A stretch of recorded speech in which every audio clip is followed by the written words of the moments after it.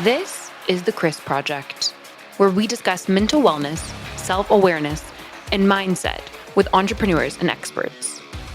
Set your perceived ideas and biases aside, and let's go on our journey for yourself, for your family, for the world.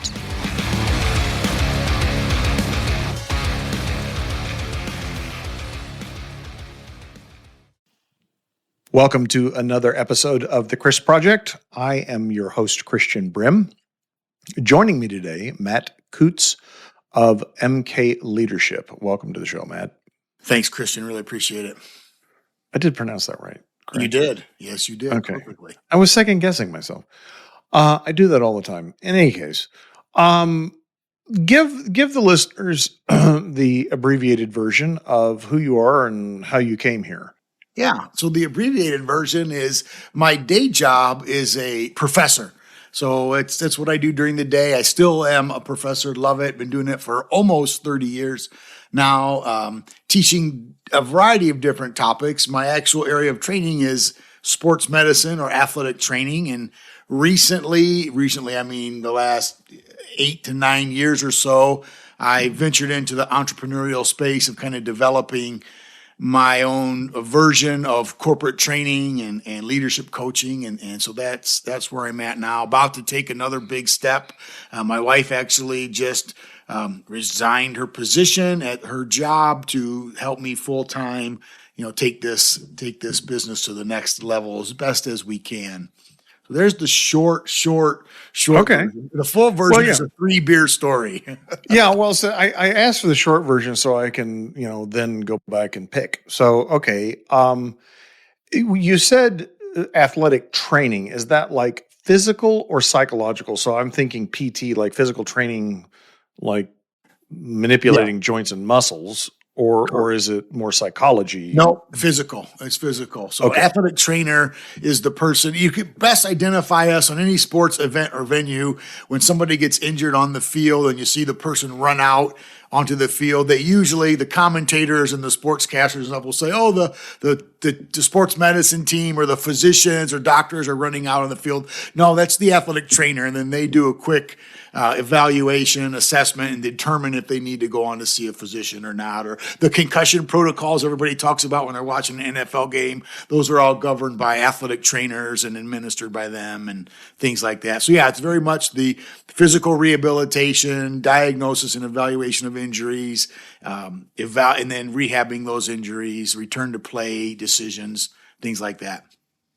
I hope that it has progressed from my experience, 35 plus years ago in high school, where our trainer, his answer was one of two things: tape it or ice it. Tape it or ice it. I wore a T-shirt in college when I was training 20 years ago that said just ice it. Yeah, it has progressed dramatically. And that's actually a fantastic question. I'm glad you asked, because it has progressed just exponentially, just because now you have to even have a master's degree in athletic training. You can't even you can't do it if you don't have a master's degree and a state license credential. You're licensed by the state. Same thing a physician, a nurse, a chiropractor, an osteopath would have to do. And then also national certification, all of those things. It's advanced dramatically. In fact, we no longer actually even preach just ice it anymore. Research has come out. It's good advice. It is. You can never hurt something by icing it. That's absolutely true. But it's not as helpful as we once thought. So that is another thing. But yeah, no, it has grown substantially. So what's the distinction, just from my own understanding, between athletic training and, say, physical therapy? So the emergency management care, that's the big difference. Matter of fact, I happen to be the incoming president of the World Federation of Athletic Training and Therapy. And all around the rest of the world, they would call what we do very similar to either athletic therapy or sport physiotherapy. Now, physiotherapy is a different discipline entirely, but it's a cousin too. So we're kind of cousins in that space. And so, yeah, it's similar to that. The difference would be we do a lot more of the emergency management care at the beginning, where physiotherapists do a little bit more of the after emergency care kind of treatment and intervention. So it's mostly like sticking the bone back under the skin. That's kind of what I'm thinking. Correct. Yes, okay. We need physicians to help us with that, Yes. but yes, pretty much. Yes. Okay. So, all right, you've built this business. Did you use that education background to build the consulting business? 100%. Zero overlap? Okay. Yeah, no, 100%. In fact, I'm one of those people who often say, everything that I learned about performance enhancement in the physical space, I've been able to translate over into leadership enhancement, or what I call the organizational athlete, and use very much the same principles. For example, in an athletic training setting, we, like all other healthcare professionals, use the acronym HOPS for an evaluation. HOPS stands for history, observation, palpation, and special tests. And that's how, even when you go to the physician for your regular checkup today, they're going to use a version of HOPS.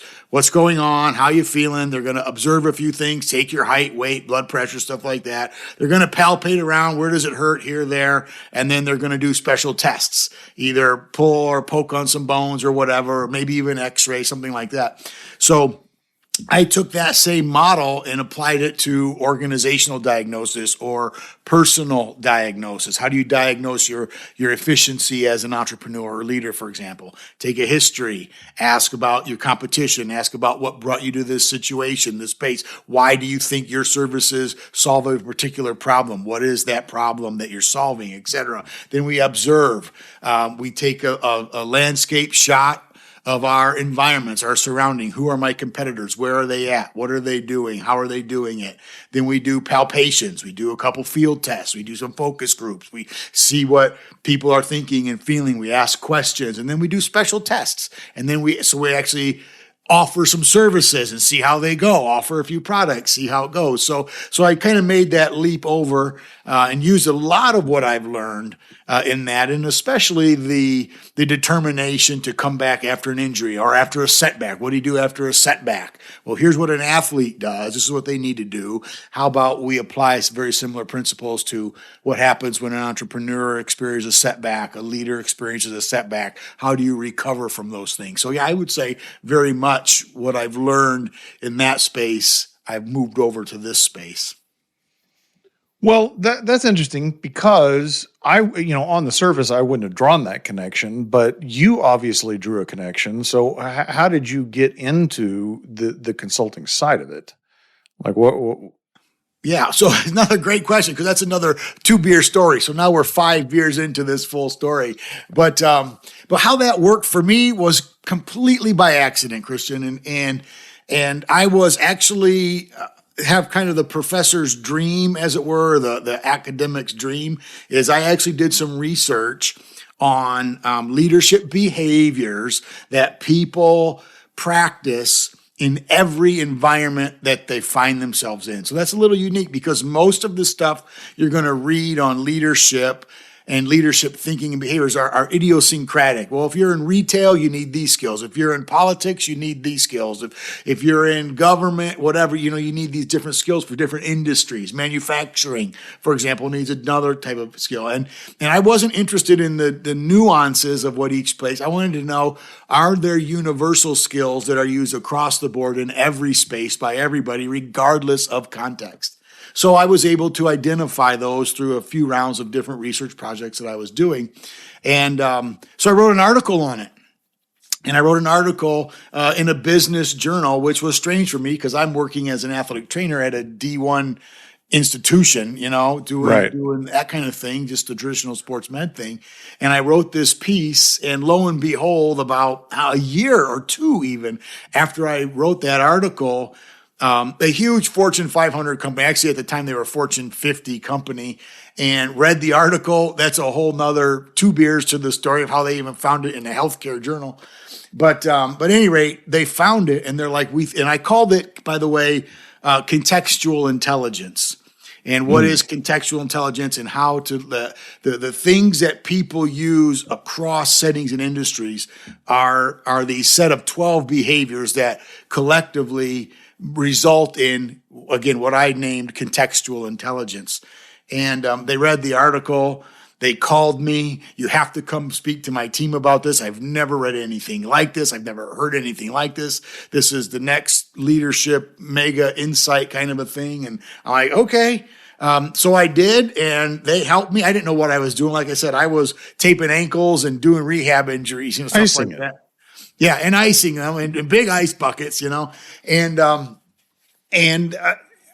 I don't know what I'm doing. They invited me in to do this little talk to their team, and it turned out to be a much bigger deal than I thought it was going to be. And next thing you know is they're like, well, we want to hire you to come in and work with our team to develop these 12 attributes that you've identified. And so I did, and that launched. And anyways, it was a big company. So they're like, when people find out that you're working for us, blah, blah, blah, they're going to give you credibility. Right. Instant credibility. And that was my very first client. And so that's exactly what happened. They actually encouraged me, could you have a book on this? I'm like, no, just the article. Well, write a book. So I did a Kinko's version of a self-published little book, which was basically embarrassingly rookie, but it did amazing. They bought 600 copies, and then I turned it into a little self-published book. It sold 3,000 copies. Eventually was picked up by a publisher, and then in a few years back, it was Leadership Book of the Year for Innovation and Cutting Edge Perspective, and second edition was actually just released September, just a couple months ago. And exciting, and that's what launched me into the space. All of a sudden, they were right. People are like, who's this Matt Kutz guy, and what's this contextual intelligence? If you guys are using them, then we want to use them. And so that's how my first 3 clients were Fortune 500 companies. And now it's just a side hustle still that I do because I love teaching. I'm not going to leave that. But that's kind of how I got into the consulting training space. So if you're looking at your entrepreneurial journey, and or any of the people that you've worked with, obviously not the Fortune 50 or 500 people, because that's more enterprise corporate stuff, but like entrepreneur founders, what are some of the common things that you've seen or experienced in applying where applying your principles have helped? That was a long question. Yeah, no, I think I get it. I can tell you this. The executive management teams that I've worked with after our training or whatever is over, our conversations and what have you, there is definitely a common thread here. And what they have said is, thanks, Matt, that was great.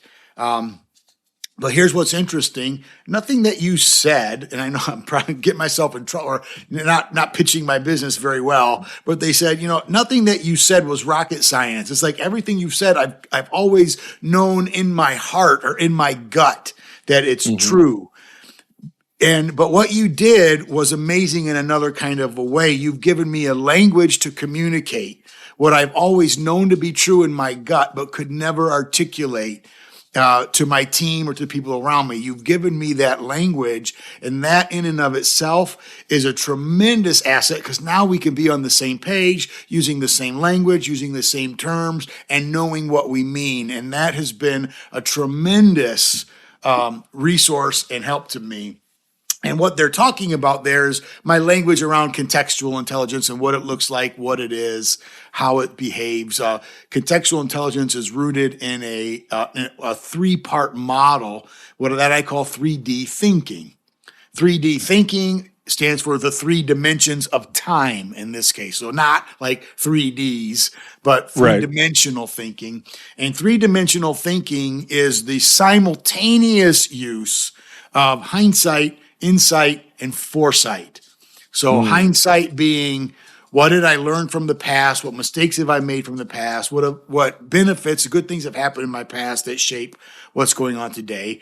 Insight is what is going on today, what's actually happening in real time in my life in these moments. 7 seconds in my future and 7 seconds in my past is what most psychologists consider the immediate moment. So what is actually happening right now? What is coming to bear on my decisions right now? And then foresight, of course, it's pretty self-explanatory. That's the vision, the aspirational identity. Where do you want to be? How do you want to get there, etc. And when we think of those 3 dimensions as equal inputs into the decision-making process, you find that you are much more likely to make a better decision because you're considering more variables than you normally would have beforehand. So most people statistically overemphasize hindsight. Yes. Few people actually emphasize insight at all, and those executive senior level leaders, the visionary type leaders, overemphasize foresight. So the goal here is to get all 3 time orientations to be represented equally in your decision-making process. And of course, we talk about I've developed an instrument. This is the other big part of the entrepreneurial thing is I developed an assessment that can help you see that. It's a 48-item quiz you take or questions you answer, and they expound on how frequently you practice each of those 12 behaviors. And coincidentally, it works out statistically or through the research that of the 12 behaviors, 4 of them are insight behaviors, 4 are foresight, 4 are hindsight. So we can look at how frequently you practice each of those 48 behaviors, and then I can extrapolate from that, oh, well, you're really weak in your foresight, and here's where you're weak. Of these 4 behaviors, 2 of these you don't do very frequently. And I could do that for individuals and the whole team. And I can say your department is foresight oriented. That's why you're missing out on this market share, because you're not thinking about older users or whatever it might be. And so that's kind of how we use the model. Well, that's brilliant. I think, oftentimes we have this understanding. We have, I don't know, intuition, learned experience. It could be any of it. But like you said, they reflected back to you that it was like, yeah, I knew this, but I didn't have a way to communicate it. Right. And I find that oftentimes those deep truths are similar between people, but there isn't that common language. And when someone presents you with a common language, it really clarifies things, and you get traction on it.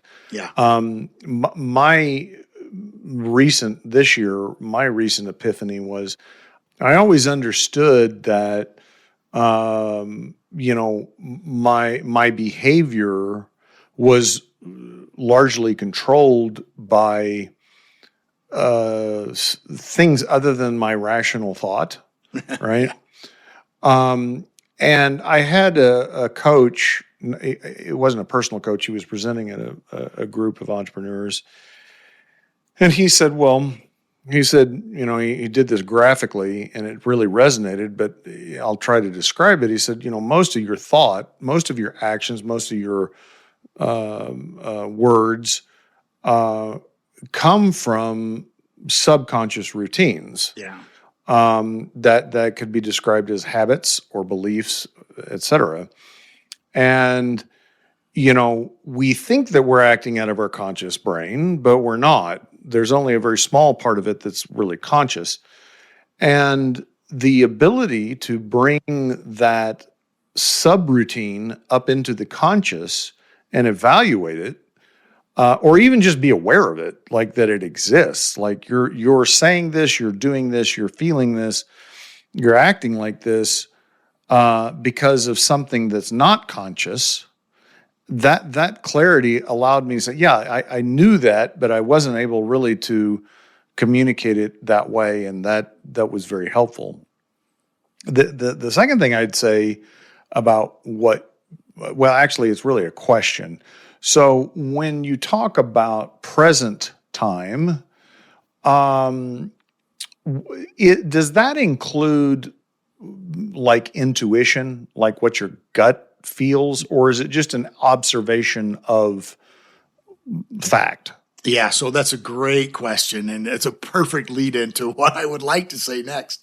And that is, yes, very much so, because of those 12 behaviors, talk about insight, for example, they are all predicated on what I call 3 meta skills. And so we won't describe meta skills other than to say meta skills are a combination of soft skills and hard skills. And so when you are operating both in the appropriate soft skills that you need to be successful and the appropriate hard skills that you need to be successful, what comes out of that is what's called a meta skill, something you are uniquely good at that you manifest by the combination of those 2 things. In order to practice contextual intelligence correctly, especially insight, like you just asked about, the meta skill that's associated with that is tacit knowledge.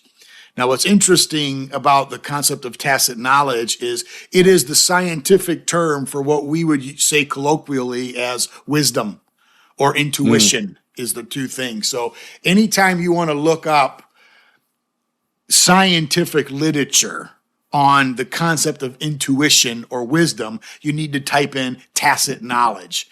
That was not what I was going to go with, but yeah. But tacit knowledge is the word that psychologists and sociologists use to describe the phenomenon of intuition. So in order to use insight correctly, yes, you need to be very adept at tacit knowledge. Tacit knowledge defined is the things that you know to be true and believe to be true, and like a faith religious belief to be true. I know this is true.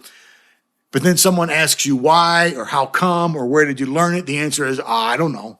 I just know this is right. I just don't know where that came from. And it's the domain of expertise. So experts and thought leaders kind of live in this tacit knowledge realm, which is why they make the worst professors and teachers, because when you ask an expert how to do something, they'll say, I don't know, just experience, just keep trying, you'll get to it. Whereas someone who's a little bit more novice, maybe a little call them proficient, someone who's very proficient can show you, oh, this is what I did to do this. Do X plus Y and it leads to Z, kind of thing. Experts don't do that. Experts don't tell you, do this, do that, and then you'll get this. Experts are like, well, I don't know, it's a little bit of this, it's a little bit of wingbat in the stew, a little bit of eye of newt, a little bit of hair, you mix it all together, and that's kind of what you get. That's what experts do. And they have a hunch that this is going to lead in the right direction. What they can't communicate is where that hunch came from. And I'll give you an example. Right. Early on in my career, not early on, I was 10 or 15 years into my career, but I was working a football game as an athletic trainer. And I was standing with somebody who was observing me because they were thinking about maybe getting into the profession or whatever. And one of the athletes got hurt returning a kickoff. He planted, he cut, he rolled, and then he falls down, grabs his knee. And I looked at, there's a woman in this particular case. I looked at her and said, he just tore his ACL. And she looked at me like I had 6 heads. How could you don't know that? I mean, that's what she said to me. You don't know that. And I said, yes, I do, kind of a thing. And of course, we got in a little argument there for a moment. But meanwhile, he's rolling out on the field out there. So we go out there and doing our evaluation. Took him, anyways. The next day, he was in surgery for a torn ACL because he did, in fact, tear his ACL. As I was following up with her about it, she was insistent to know, how did you know that? You didn't do a clinical exam. You never asked him one question. You never palpated anything. You didn't get an x-ray. You didn't have an MRI. How did you know that? And I just looked at her and I said, I don't know. I just knew. That's tacit knowledge. Now, when you unpack that at a deeper level, which is what Malcolm Gladwell did in his book, Tipping Point, he talks about this idea of thin slicing. And basically, all tacit knowledge is based on a whole bunch of years of experience stacked on top of one another. And you're not even aware that you're going through files in your mind of all these different experiences that you had because it happened so quickly.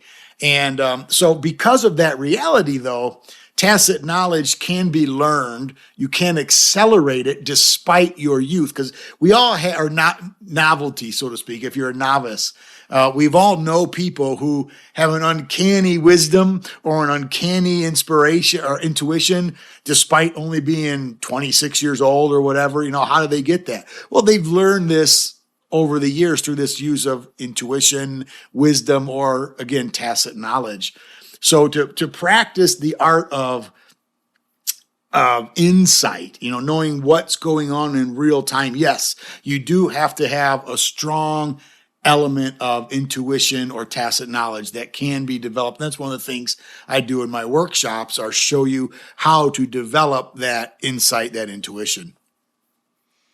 That's very interesting. So, okay, you said that a lot of people gravitate to putting too much emphasis on past experience. Yes. Um, and you also said that visionaries tend to put too much emphasis on foresight. Yes. To me, thinking back about my own experience, I've experienced both, where where I've relied too heavily on either of those. I think when I'm relying too heavily on past experience, it's when I am acting out of fear. Fear. I was gonna interrupt you and say fear, right? But yeah. Right. Okay. And then the flip side of it is that when I'm looking towards the future or foresight too much, it's maybe the opposite. I don't know if you want to call that optimism.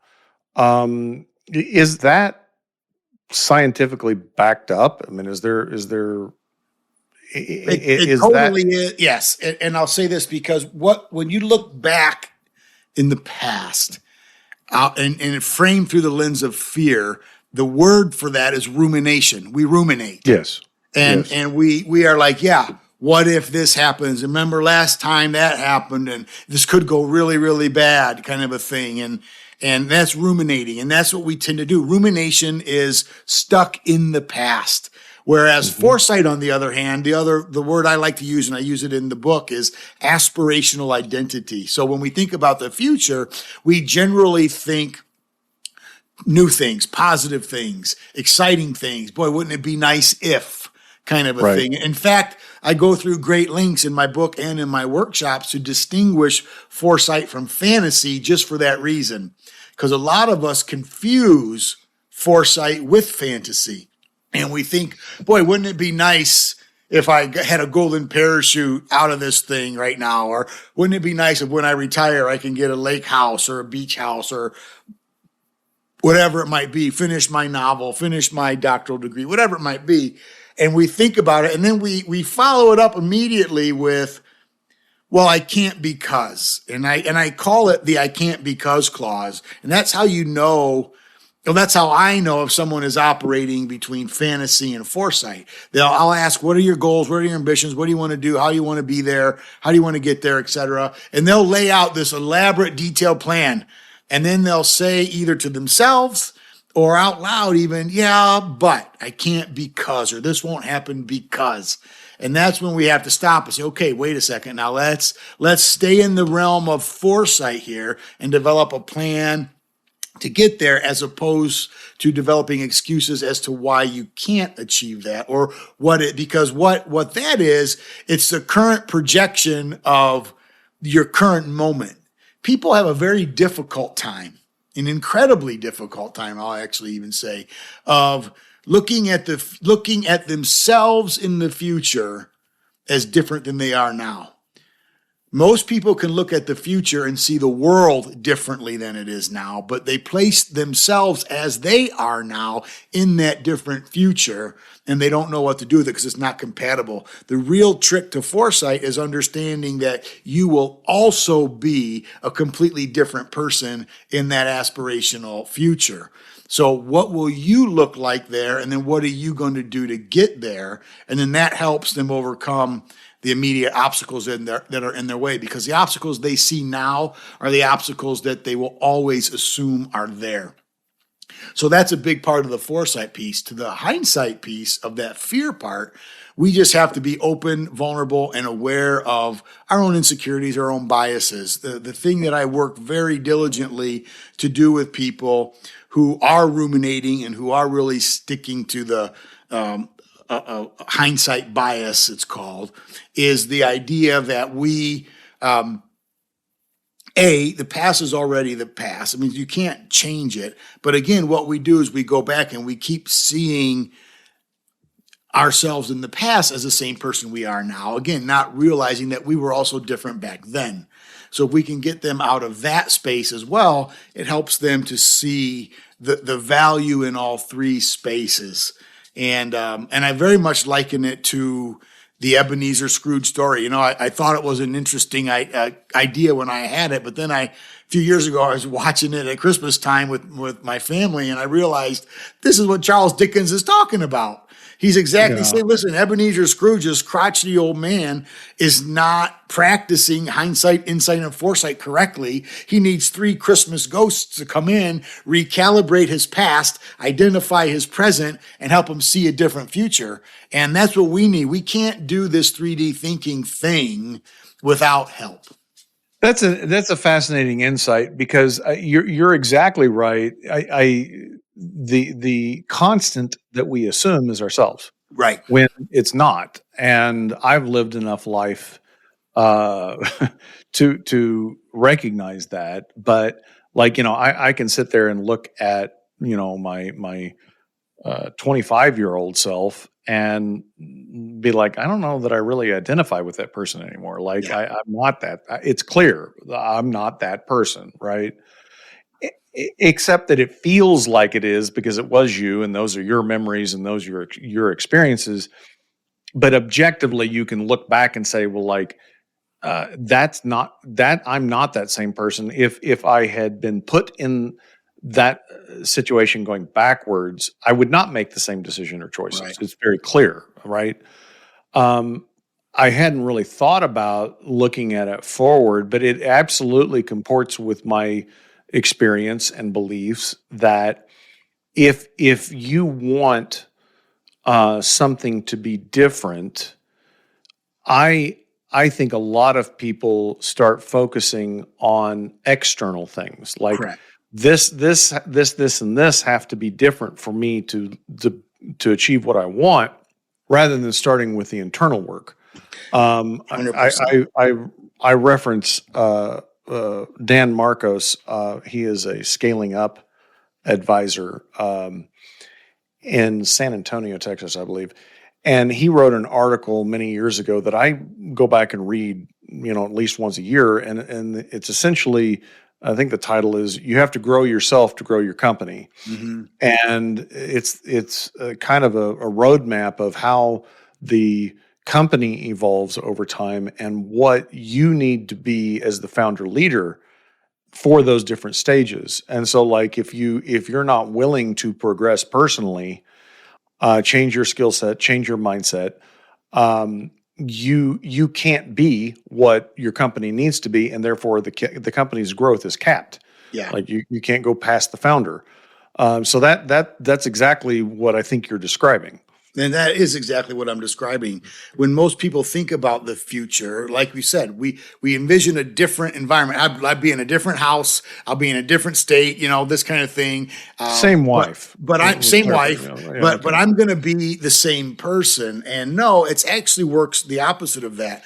You've got to recognize that you're going to be different. You're going to want different things. And that's why it's so hard to forecast. That's why it's so hard or so easy to fall into fantasy and so difficult to get into foresight, because fantasy includes a different future with the same self. Foresight includes a different future and a different self in that future, and then what I need to do to get there. And that's incredibly difficult to do, but I think a critical discipline that we need to be able to adopt. And again, we need help to do that. And, going back to your example of my 25-year-old self, it's very, very popular practice to say, all right, write a letter to your 18-year-old self, what would you encourage your 18-year-old self to do or whatever? Not so much talk to your 80-year-old self. Now I'm 53. So let's just say, what's your 70-year-old self look like? And we do that, but not as much as going back and what would your 53-year-old self tell your 23-year-old self, so to speak.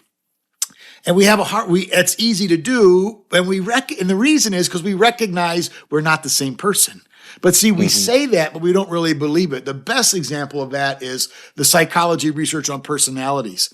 We were raised and grew up in a world where This is my personality, and that personality goes with you everywhere you go. I'm an extrovert. I'm an introvert. I'm a whatever, a feeler, a judger. I'm a I if you're a disc person, Enneagram, Right. whatever it might be. I'm a this, and this is who I always am, and you can't help that. Sorry, it's who I was born to be. That's actually totally bunk. And there's some tremendous new research coming out that shows personality changes over time.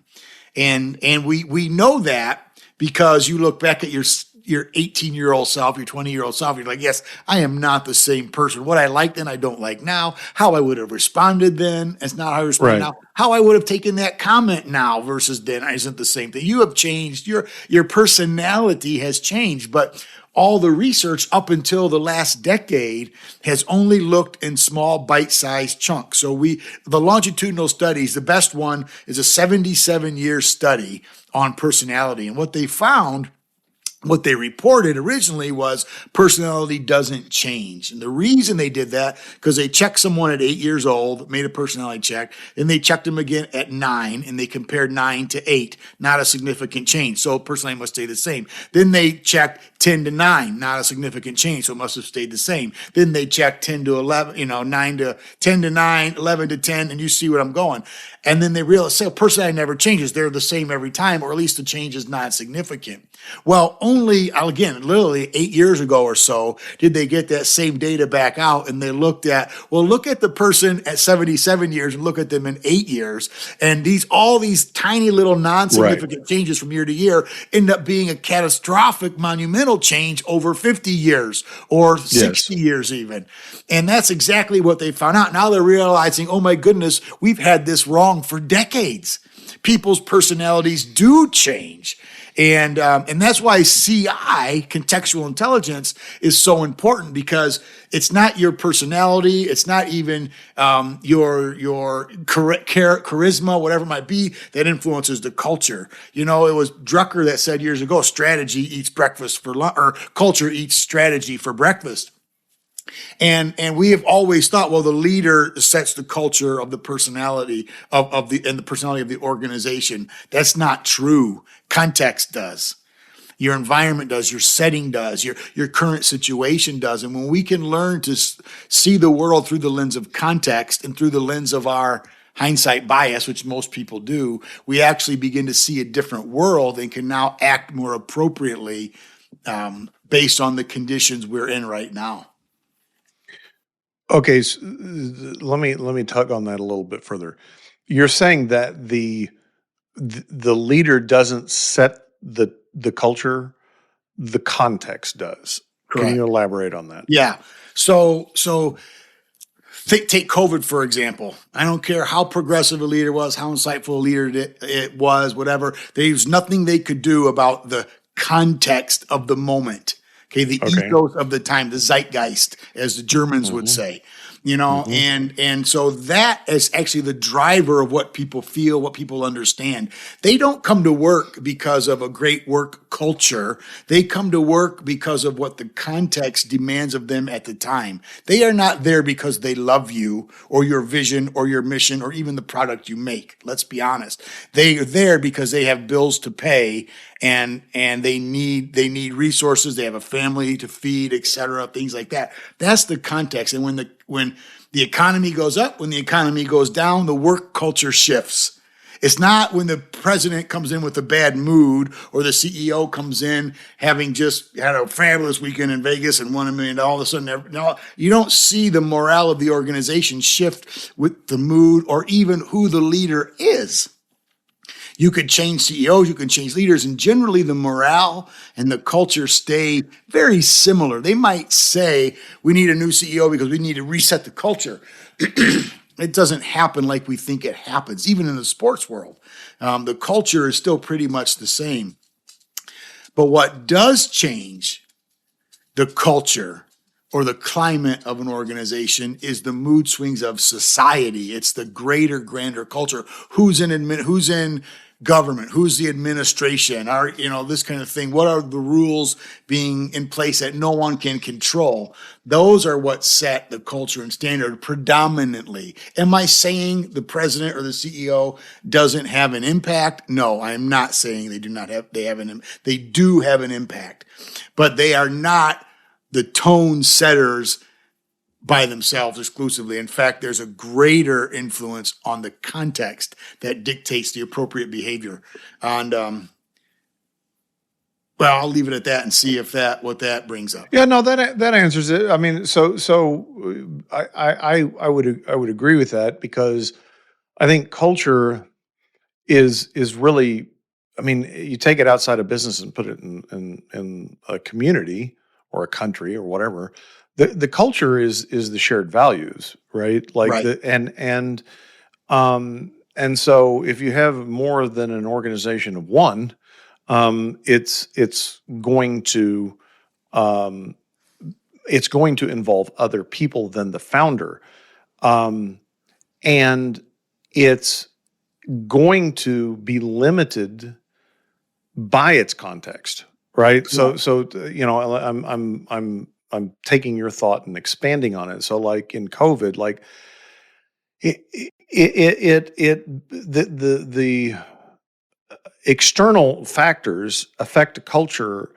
The culture is still the culture, but there's only so much culture can overcome or deal with, or right? Like contextually, somebody that you live in a community that follows the Mosaic law, and they're like, we're not going to steal. That's a bad thing, right?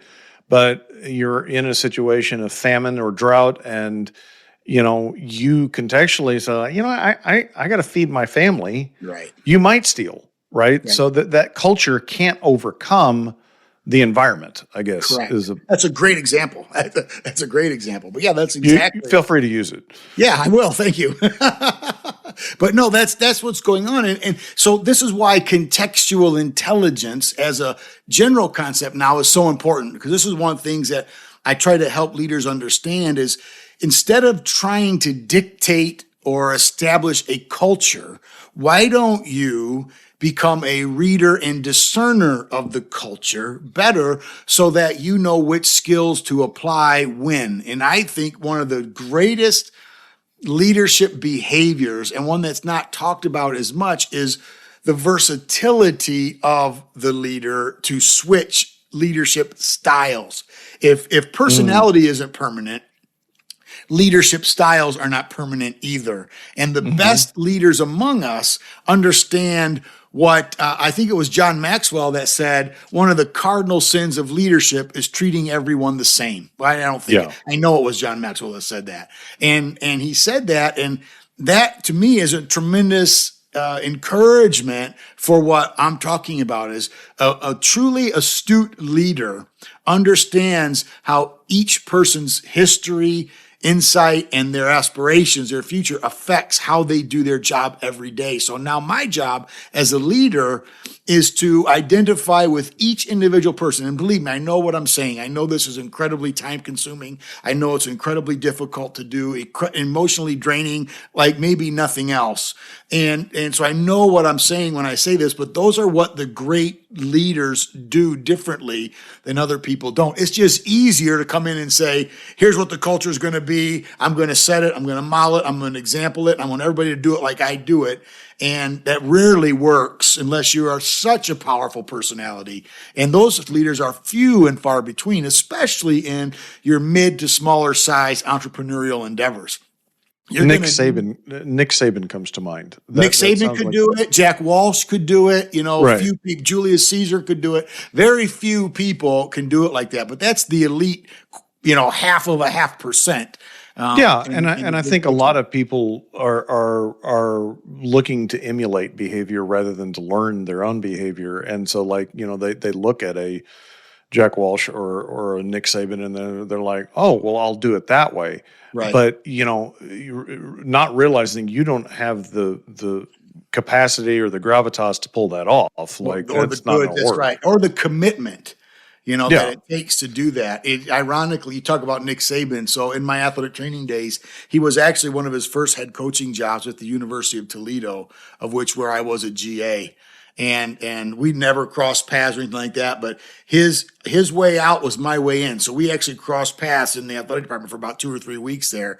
Never actually talked to him or met him, but I saw the team and how they responded and how they interacted, and to do things like what Nick Saban did. And again, I'm watching from an armchair here, but he had a commitment to his ideas in his way that very, very few people have the ability to commit to, because we vacillate too much.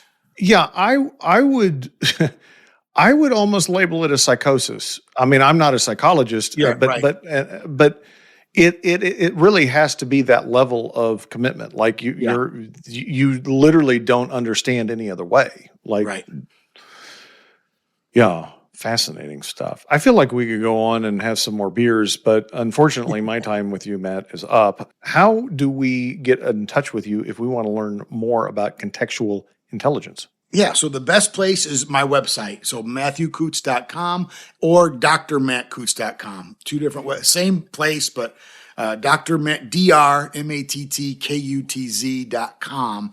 And on there, there's assessments on there, there's articles on there, my books are on there, my email's on there. So happy to connect with anybody about any of this stuff.